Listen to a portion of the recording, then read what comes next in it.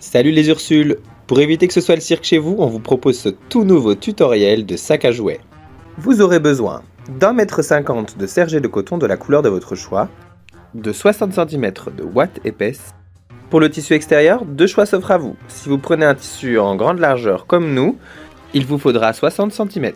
Si vous prenez un tissu d'une largeur d'1,50 m, il vous faudra 1,10 m. 2,50 m de corde, une boîte d'œillet de 15 mm et deux bobines de fil polyester, une de la couleur de votre tissu extérieur et une de la couleur de votre doublure. Pour le patron, c'est très simple, vous aurez besoin de deux ronds de 44 cm de diamètre, un dans la doublure et un dans le tissu principal. Ensuite, vous aurez besoin de trois rectangles de 140 cm par 60 cm, un dans le tissu principal, un dans la doublure et un dans la ouate. Et pour terminer, un rectangle de 140 par 40 cm dans la doublure. Pour ce projet, nous allons faire notre propre matelassage. Pour cela, vous pouvez superposer vos couches dans l'ordre suivant: doublure, ouate, tissu principal, et tracer des lignes verticales à intervalles réguliers. Si vous voulez obtenir un effet plus rigide, vous pouvez utiliser de l'entoilage.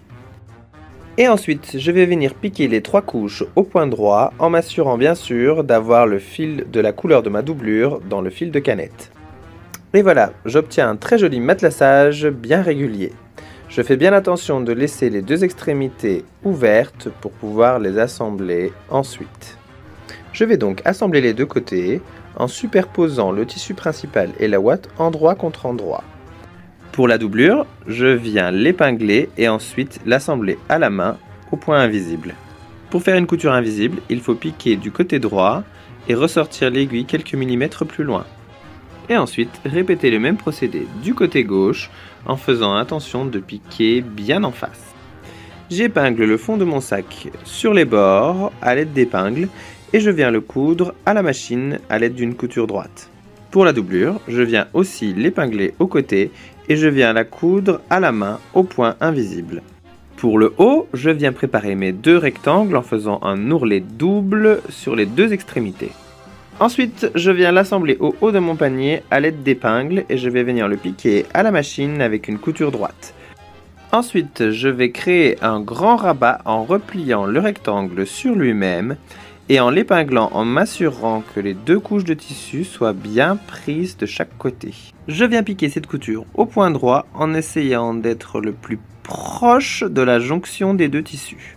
Ensuite, je viens créer un passant en piquant à 3 cm du bord. Je viens assembler les deux extrémités à la main au point invisible sur l'avant et sur l'arrière.